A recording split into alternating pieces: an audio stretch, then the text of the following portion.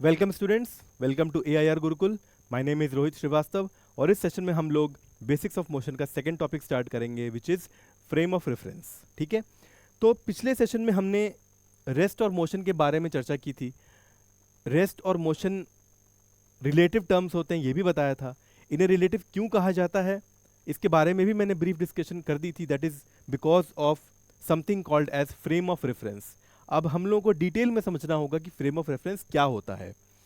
तो अगर इस फिगर को तुम गौर से देखो, यहाँ पर एक कार्ट बना हुआ है जिसमें नीचे रोलर्स लगे हुए हैं, राइट।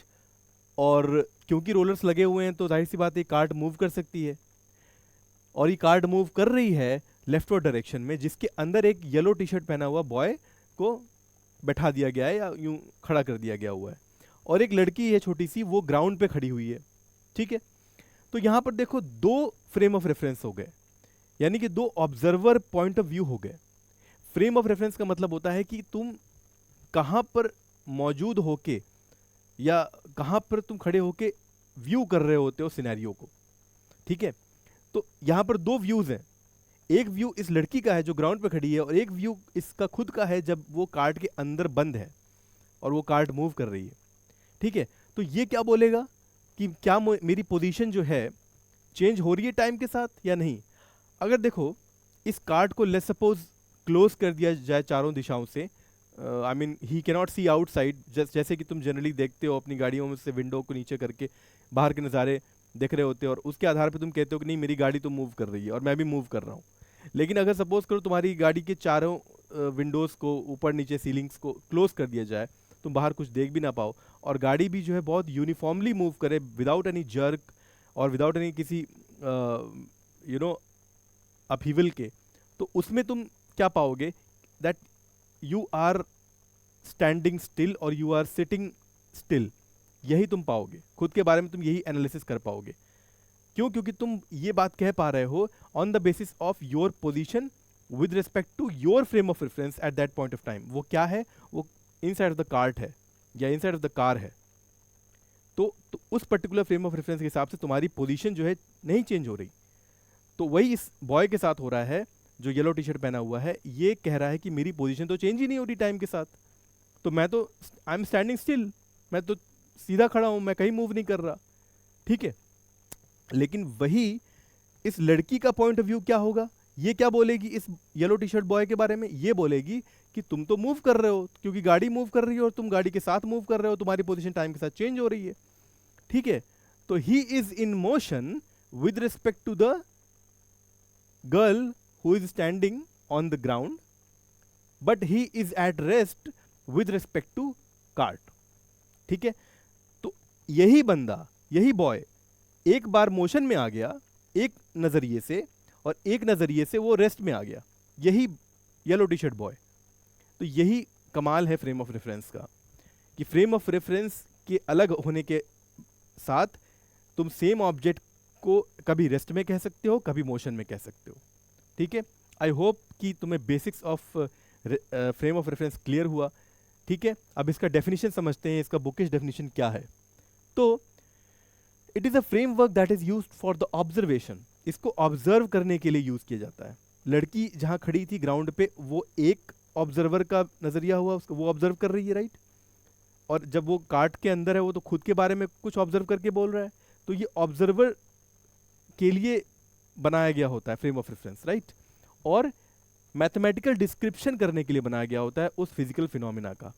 मैथमेटिकल डिस्क्रिप्शन हम लोग लेटर ऑन पढ़ेंगे, क्यों हम लोग ड्यूरिंग वेलोसिटी या मोमेंटम, जहाँ पर signs negative sign positive sign आ जाते हैं वेक्टर क्वांटिटी होने के कारण, वहाँ पे फ्रेम ऑफ रेफरेंस बहुत इंपॉर्टेंट हो जाता है।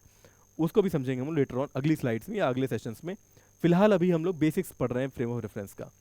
तो सिंपल डेफिनेशन यही है कि हाउ एन ऑब्जेक्ट एक्सपीरियंसेस, कैसे कोई ऑब्जेक्ट एक्सपीरियंस कर रहा है। वो लड़की क्या एक्सपीरियंस कर रही थी जो ग्राउंड पे खड़ी थी, वो जो एक्सपीरियंस करेगी या जो देखेगी वही बोलेगी। वो तो बोलेगी कि भाई तुम्हारी पोजीशन तो चेंज हो रही है कार्ट के साथ साथ, तो यानी कि तुम मोशन में हो। ठीक है, ऑब्जेक्ट्स पॉइंट ऑफ व्यू, उस लड़की का पॉइंट ऑफ व्यू जो होगा वो वही बोलेगी, राइट। लेकिन कार्ट के अंदर कोई अगर शख्स बैठा दिया जाए तो उसका पॉइंट ऑफ व्यू कुछ और होगा।